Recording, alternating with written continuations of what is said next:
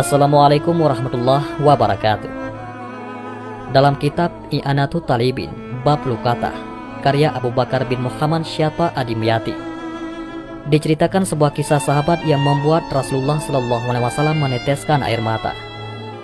Beliau adalah Abu Dujanah radhiyallahu anhu, sahabat Nabi dari kabilah Khazraj. Beliau syahid dalam perang Yamamah ketika memerangi nabi palsu, yaitu Musailamah al-Kadzdzab. Selain dikenal pemberani di medan perang, Abu Dujanah juga seorang yang sangat menjaga diri dan keluarganya dari perkara haram. Suatu hari, usai sholat subuh berjamaah bersama Rasulullah SAW, Abu Dujanah selalu terburu-buru pulang tanpa mengikuti doa ba'da sholat yang dipanjatkan Rasulullah. Melihat gelagat ini, Rasulullah mencoba meminta klarifikasi pada Abu Dujanah. Mengapa setiap kali kamu terburu-buru pulang dari jamaah subuh? Apakah engkau tidak memiliki permintaan kepada Allah sehingga tidak pernah menungguku selesai berdoa? Ada apa? Tanya baginda Nabi SAW. Abu Dujanah menjawab, begini ya Rasulullah. Kata Abu Dujanah memulai ceritanya. Rumah kami berdampingan persis dengan rumah seorang laki-laki. Di atas perkarangan rumah milik tetangga kami ini terdapat satu pohon kurma menjulang. Dahannya menjuntai ke rumah kami. Setiap kali ada angin bertiup di malam hari, kurma-kurma tetanggaku itu saling berjatuhan, mendarat di rumah kami. Ya Rasulullah, kami keluarga orang yang tak berpunya. Anakku sering kelaparan, kurang makan.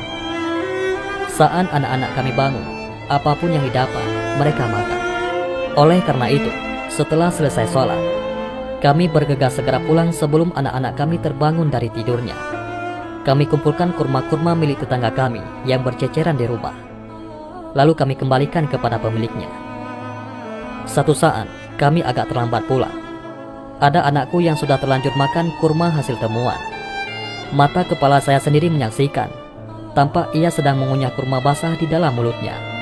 Ia habis memungut kurma yang telah jatuh di rumah kami semalam. Mengetahui itu, lalu jari-jari tangan kami masukkan ke mulut anakku itu. Kami keluarkan apapun yang ada di sana. Kami katakan, "Nak, janganlah kau permalukan ayahmu di akhirat kelak." Anakku menangis. Kedua pasang kelopak matanya mengalirkan air karena sangat kelaparan.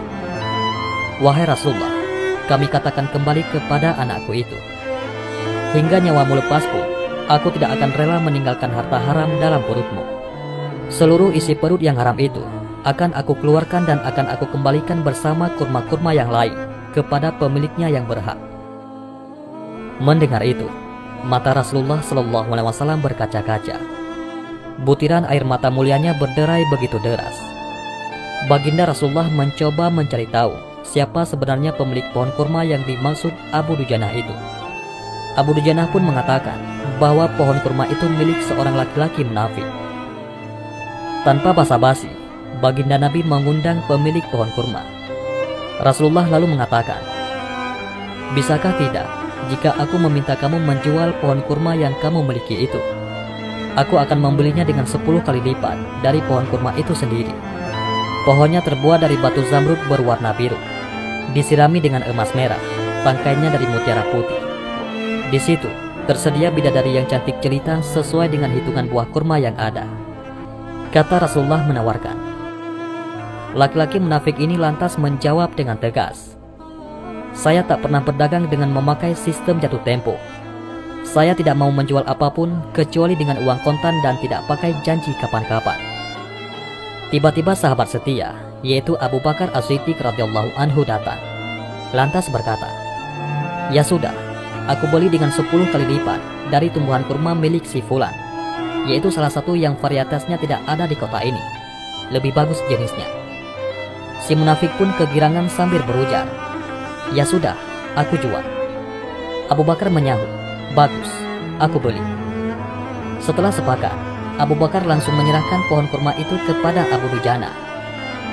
Rasulullah SAW kemudian bersabda, wahai Abu Bakar, aku yang menanggung gantinya untukmu. Mendengar sabda Nabi itu, Abu Bakar bergembira bukan main. Begitu pula Abu Dujanah. Sedangkan si munafik berjalan mendatangi istrinya, lalu mengisahkan kisah yang baru saja ia alami. Aku telah mendapat untung banyak hari ini. aku dapat 10 pohon kurma yang lebih bagus.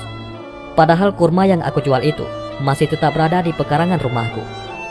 Aku tetap yang akan memakannya lebih dahulu, dan buah-buahnya pun tidak akan pernah aku berikan kepada tetangga kita itu sedikit pun. Malamnya si munafik tidur dan bangun di pagi harinya. Tiba-tiba pohon kurma yang ia miliki berpindah posisi, menjadi berdiri di atas tanah milik Abu Dujana. Dan seolah-olah tak pernah sekalipun tampak pohon itu tumbuh di atas tanah si munafik. Tempat asal pohon itu tumbuh rata dengan tanah. Ia keheranan tiada tara. Demikian kisah sahabat dan pohon kurma yang membuat Rasulullah SAW menangis. Hikmah yang kita petik dari kisah ini adalah kehati-hatian para sahabat menjaga diri dan keluarganya dari makanan yang haram.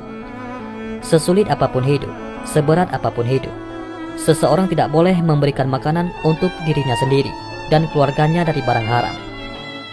Setiap kebaikan akan dilipat gandakan pahalanya oleh Allah Subhanahu wa Ta'ala 10 kali lipat, sebagaimana janji baginda Nabi Muhammad SAW. Adapun panen daripada janji itu bukan sekarang, namun di akhirat kelak. Karena dunia ini adalah daruz zar'i, ataupun tempat bercocok tanam, bukan darul hasad, yaitu tempat memanen. Kemudian pohon kurma yang berpindah posisi itu adalah salah satu mukjizat baginda Nabi Muhammad SAW yang langsung dirasakan oleh sahabat Abu Dujana radhiyallahu anhu. Wallahu a'lam bishawab.